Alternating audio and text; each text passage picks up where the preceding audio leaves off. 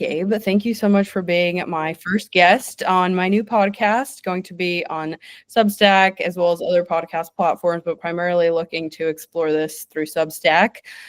For those of you that are tuning in with me for the first time, my name is Victoria Stitzar Churchill. I'm a conservative journalist and commentator, and this is my latest project, Freedom Shots, on Substack and the Freedom Shots podcast. And I'm excited to bring you our first guest episode with Gabriel Nadales of Our America. I actually remember meeting Gabe, I think it was probably 5 or 6 years ago, Gabe. You and I were both at the Leadership Institute. I was interning for Campus Reform as the in-house campus correspondent intern, and you were working in the field program there. But could you introduce yourself a little bit to our audience, some steps that you've had in your career, and how that's led you to where you are today? Sure thing. I mean, I've been an activist for quite a long time, for almost 20 years. A lot of people ask me, well, how old are you? I'm 30 years old. I started being an activist when I was 12 years old. I started very much on the left side of things. I started off when I was a kid, back in 2005, during the Bush administration, 2005, 2006. And I remember I was a pro-immigrant rights activist. That's kind of how I started off. And I did quite a few different things, as much as I could in middle school and high school when it came to being active in my community. But it was in 2011 that I joined the anti-fascist movement. This is before anybody really knew what that was, at least in the mainstream. But at the same time, it was also at a time when the anti-fascist movement was kind of a low period. But so it kind of gave me the kind of like the beginning of what some serious activism really is. I was part of the Occupy protest back in 2011. Maybe some of your listeners can remember those. They were all around the country and around the world, really, but mostly in America. And it wasn't until 2013 that I started to explore conservative ideas, thanks to some Leadership Institute staff. I remember I was starting college, and I really wanted to explore conservative ideas, so I reached out to this organization called the Young Americans for Liberty, and one of their staffers was also a Leadership Institute field director. No, what's called a regional field coordinator. And he reached out, and we just started talking. He introduced me to some great ideas, and that's kind of how I got put in this conservative, more libertarian track. Then I started working for the Leadership Institute in 2015 as a field representative. I worked in Colorado and then in California. Then I went on to become a regional field coordinator, doing the same thing that Adam, he was the RFC at the time, that he did. And then eventually I started doing speaking for the Leadership Institute, which was really fun. Traveled to over, I don't know how many states, but I spoke at over 100 college campuses throughout the country. So that was really cool. And how has that led you to where you are today? I believe that you kind of run your own organization now, Our America. Can you talk a little bit about the end of your time at Leadership Institute and how you ended up launching your own organization? So I get this a lot. It's not my own organization. But I was definitely there where it started. I remember when the president, Christian, he reached out to me, and he told me about this project before he was launched. He explained to me about this idea of trying to get past toxic politics, because unfortunately one of the things that a lot of Americans are sick and tired of is toxic politics. People are always yelling at each other, and it's just people just want to tune out. And meanwhile, when you look at the issues, you have the vast majority of Americans agreeing on key issues. Some of our polling shows that 90% of Americans love America and they support the American dream. And when it comes to more granular issues, such as, say, funding the police, 80% of Americans support funding the police, which is contrary to that whole defund the police movement. I believe it's like 76%, I think it is, of Americans want voter ID. They support getting the government out of the economy to stop inflation. They support freedom of speech, freedom of religion. Some of these fundamental issues that are very much what it means to be an American. We have agreement across the aisle. Yet, unfortunately, you have voices in the media and you have politicians who suck up the air from the room, that nobody is able to talk about these very important issues. So Our America is really there to unite Americans under these common ideals, so we can really have a conversation and really identify not ourselves not as Republican or as Democrats, but as Americans working for our America. And I know that during the 2024 election cycle, which obviously just ended, your group did some very key work, specifically reaching out to demographics of men, particularly younger men, which of course we saw, those of us that followed the election closely, as I did and as you did, that this young men demographic was actually one of the ones that pushed now soon to be President Trump again over the top. Can you talk a little bit about the work that the organization did and how you were a part of that? Sure thing. I mean, I think one of the important things, it's really strategy, because one of the problems that the conservative movement unfortunately has, and just like, is that they're always been a weekend party. What they do is they are active in their communities or like in electioneering or politics in general, just on the weekend. And then once you get closer to the election, you are active maybe a couple of weeks beforehand. And then that's basically, well, after the election, you're done. And unfortunately, that model is not working, and it's never going to work ever again, at least under the current circumstances that we have with the way people vote. Meanwhile, you have people on the left, and I'm very much aware of this. They are active year round, and they're not actively calling people to go vote, because you can't do that, but they get them engaged with other campaigns. This is one of the examples that I always talk about. Why is it that the defund the police, the Students for Justice in Palestine, why in the world are they talking to the San Francisco City Council or the Minneapolis City Council or all of these councils all around the country when the issue has to do with Israel and foreign policy? None of these councils, none of these politicians, they're local politicians. They have absolutely little to none sway over President Biden's and now President Trump's foreign policy. They could write a letter, I guess, but really, they really don't have much to say in the foreign stage. So why is it that you have so many leftist groups engaging in this type of activism? Well, it's very strategic. They do this because it makes them recruit members and people who they can count on when it comes time to for electoral politics. That way, they have a long list of activists that they can count on to knock doors for AOC. They can knock doors for the some candidate who is like pro what's called anti-policing and all these different things. You have all these people who are already involved, so you can tap them. Hey, you know that campaign against Israel? The next campaign is actually against the police, and you can see this. One of the campaigns where we were involved in was in Georgia, and specifically you had a campaign run by anarchists. It was called the Stop Cop City campaign, and they kept making the link between Israel and the Cop City and how like the police were being supported by Israel, and they nationalized that. You had chapters from in San Francisco, New York, all over the country that were Stop Cop City, when the Cop City issue was an issue that was very much local to Georgia.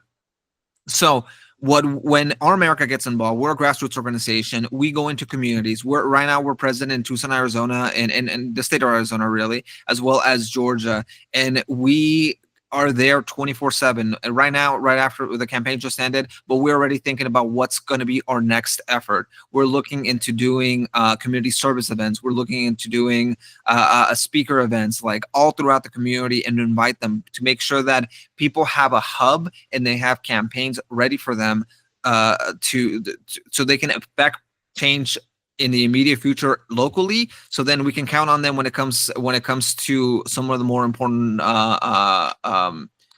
battles down the road. You touched on a little bit the idea of the American dream is a key one that Our America focuses on. What is the American dream to you? This is a subject that I personally am very interested in because, like you, I myself am an immigrant. And this is a topic that I focus on in both my reporting and my commentary work is the American dream, but particularly for our generation, you know, the 30 and under crowd.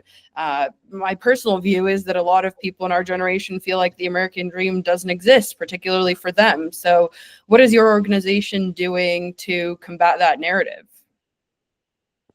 So the American dream is a beautiful thing, and you know everybody gets it wrong, because when people talk about the American dream, they think about owning a house or owning a car and all these different like material wealth. I don't know that Bernie Sanders loves to say that you can't have the American dream anymore because you have like, you know, people can't afford to make a living or whatever. His add a little accent. I forgot how he talks. So, but the American dream has never been about that. I believe I'm forgetting the name of the author who coined the American dream in the 1950s. I'm blanking out. I'm horrible at remembering names. But he wrote in his book that the American dream is not about fancy cars or wealth. It is about charting your own destiny. That has always been what the American dream is. The idea that you can choose your own path because you are a citizen of this country. You are not a subject, because many other countries and all throughout history and still to this day, you are cast into a specific group and you can't do anything to get out of it. I think one of the most prominent examples of that we see to this day is India. They have a caste system, and if you're in the lower caste system, there's no way in hell that you're going to be able to marry somebody in the upper caste system. And that seems a little bit um it seems like from an old world, but you have to remember that that used to be the norm all throughout the country. It was America that really changed that dynamic between the government and between social classes. Even in America, you still had social elites, and particularly in the South, where you had people from the lower class and upper classes. You still had that, but it was Thomas Paine who wrote in Common Sense that the American experiment was to do away with this idea of of um these different nobilities, and that it was a very much an argument for a meritocracy. And that's what the American dream is about. It's about meritocracy. It's about the idea that if you want to succeed, you have the freedom to go and chase that success. It doesn't mean that you are going to get it. That's one of the things that people are like. It's a little bit of a tough pill to swallow, because life is difficult, life is complex, but at the very least you have a fighting shot at it, unlike other systems that if you're born into the wrong class, you have no shot at getting out of there. Yeah, I think you're absolutely correct. To me, one of the largest differences between the left and the right is that the left always says, everybody should have X, Y, and Z, like that example you just quoted with Bernie Sanders, right? I think you and I would agree that that is equality of outcome. And on the right, we believe in equality of opportunity and kind of, like you said, charting your own path and figuring out what outcomes work best for you. But do you think we're kind of getting over this idea in our generation that everybody should have the exact same outcome? Because on the left, it seems to me like, people say, well, this person has this and that person has that. So the system, it's the problem and I'm a victim, and, the system is set up for me to fail. And I think on the right, we've been talking that is not the case. I don't think we're ever going to get rid of the idea that or that people are going to blame others for their problems. That is, I mean, I don't think that everybody does it in bad faith. Some people do. I think that some people, like Marx, definitely, I think he did it in bad faith. But there's people out there who they see there's a lot of injustices in the world, and there really are. It's not just that there's people starving. It really isn't. It's not just that there's homeless people out there. It really isn't. And like it's not just that there's so many Americans today that they want to buy a house, but they are priced out of the market either because of the 7% or 6-7% inflation rate, which, by the way, it's been higher before. It's been like at 18%, so it's still relatively low. Their people are priced out of the market, and it's not fair that people want to provide for their families and they're struggling. It really isn't. But we have to look at the alternatives, because when you have a system of government that starts addressing issues like these by creating special programs, by creating welfare programs, I believe that it was Kamala Harris who wanted to give, I think she wanted to give $10,000 for first-time home buyers. That at first, all of a sudden, it helps the first people who get it, but on the long run, you end up having many problems that weren't present there to begin with. A lot of people right now are in hundreds of thousands of dollars. Most of them are tens of thousands of dollars, but some people are hundreds of thousands of dollars in student debt. And that can be traced directly to programs decades ago that people wanted to help. The government wanted to help students go into college. They created things like the GI Bill. That GI Bill helped a lot of veterans coming home from after the war, and it helped in the beginning. But the more you have this program, these programs go on and on and on, the market adjusts itself to account for the fact that there's free stuff. So now you have all these universities raising their prices, and a lot of the times the money doesn't even go to education. It actually goes to the fancy gymnasium, the fancy football field, the fancy, all of these fancy things to attract students to give their money that the government guarantees to them through to guaranteed loans, and then you screw it up for everybody else. So unfortunately, you're always going to have people who want to solve the injustices by using the government, but on the long run, you are going to harm more people, and you are going to create problems that just people are going to be dealing with for generations. So when you look at the alternatives, freedom works.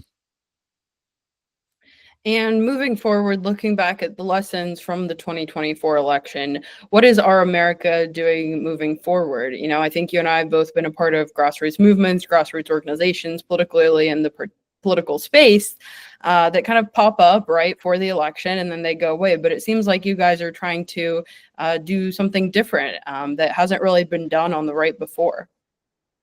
Yeah, and you know, it's I will correct you though, because we are technically not on the right. There's a lot of principles that are I'll give you an example. You know, one of the issues that we tackle is voter ID. Voter ID, for some reason, people continue to claim that it is a right-wing issue, and you will see online and you'll see articles. It's like, oh, you know, conservatives, all this, when in fact 70% of Americans want voter ID, and in fact, it is the standard of basically every single modern democracy. Canada has it, Mexico has it, every single country in the European Union, which are not conservative for the most part. They're all, like, the vast majority of them very much lean left. They have voter ID. So what we are seeking are issues, common sense issues that the vast majority of Americans agree with, but also are fundamental to what it means to be an American, which one of the voter ID is to ensure that we have fair and free elections. Freedom of speech. So sometimes these issues may be cast on the right, but they're really not. They're issues that are appealing to both conservatives and liberals alike. Now, what are we doing? I will say that one of the biggest mistakes that conservatives have done is really neglect both sides have been neglecting, like, Hispanics. Let's just give one example. On the left, they take Hispanics and Latinos for granted, and they continue to push ideas and ideologies that Latinos really don't want. Perfect example, Latinx. Vast majority of Latinos don't like Latinx, yet somehow they're like, no, Latinx. And then you also have, like, instances, for example, in the Republican Party. Earlier this year, right now they're celebrating because, Trump got 40-some% of all Latinos and then 50-some% of Latino men, but earlier this year, the Republican Party cut 75% of their Hispanic outreach offices throughout the country. If they hadn't, they probably would have won decisively the Hispanic vote throughout the country. And so one of the things that our America is doing is we're not neglecting these people. We're not neglecting the Hispanic vote. We're not neglecting Black Americans, Asian Americans. We're listening to what their issues are, and we're providing solutions that we think are going to be restore really the American dream. So some of these things include, as I mentioned earlier, grassroots activities like canvassing, door-to-door knocking, or postcard parties, like having events, speaker events, rallies, some of these great things that really, at our America, it really all comes down to grassroots activism. And like you said, kind of moving forward, what does that look like at times when there is not a direct election or something specific to campaign for? What does that sustained community engagement looks like? Because, somebody that's been a party staffer in the past, these party operations, they pop up for the election and then they go away. But kind of working outside of the party structure, it seems like you guys have an opportunity to do something very unique where you have these sustained relationships. I was talking to somebody at a speech I did recently about it. talking about my own journey from leaving politics, working directly for candidates and causes where I felt like I, as an organizer, was told to be kind of create all these relationships, but really be very transactional about it. And, of course, I did it at the time, but that didn't feel very natural to me because that's not, I think, how you make permanent, sustained change is this idea of transactional relationships. So, No, what and do you guys do differently? And I mean, it all goes down into caring about the issues that Americans care about. For example, in Tucson, one of the cities that we're very much active about, when we go to that community, we don't go talking about like the federal election. We weren't talking about Trump. We weren't talking about Kamala Harris. We weren't talking about those issues. Our America does opine on certain things. I have a couple op-eds on Kamala Harris, how she would have been a nightmare for the American dream. But that being said, when we talk to people on the ground, we talk about their issues. The last time we were in Tucson, unfortunately, there had been an officer who had died. He was driving a car, a Crown Victoria, which is an old school like cop car, and they crashed into him. And those cars are not made; they're not safe, especially compared to today. So the issue there, we talked about how it is important to make sure that the police is fully funded, because that death would have been preventable if he was driving even a slightly newer car from the 2010s. Unfortunately, the Grand Victorias are from the 90s and the 2000s, and those are very dangerous cars. So again, we look at we go to cities and we care about the issues that they care about, because and that's how we enact change at the local level, and then that's how we can count on them when it comes to more national issues. And to kind of sum it all up, first off, is there anything that you wanted to talk about today that I didn't ask you about? One of the things that I'm very curious about is President Trump's recent pick for the FCC. I know that he's been really talking about the free speech issues going into big tech, and I'm definitely all about going against big tech when it comes to if the government is involved. I know that the Twitter files were very enlightening to showing us that the government was pressuring social media companies to censor conservatives. And also one thing to remember. I know a lot of people remember the Department of Disinformation. Which was it was shut down after a few days. But what a lot of people don't know is that that work was still continuing, even though it wasn't under that department. There was a lot of grants given to a lot of organizations who were supposed to, quote unquote, fight extremism. But if you look at the definition of extremism, it was just your average like Americans or average conservatives. So they were funding censorship of conservative ideas.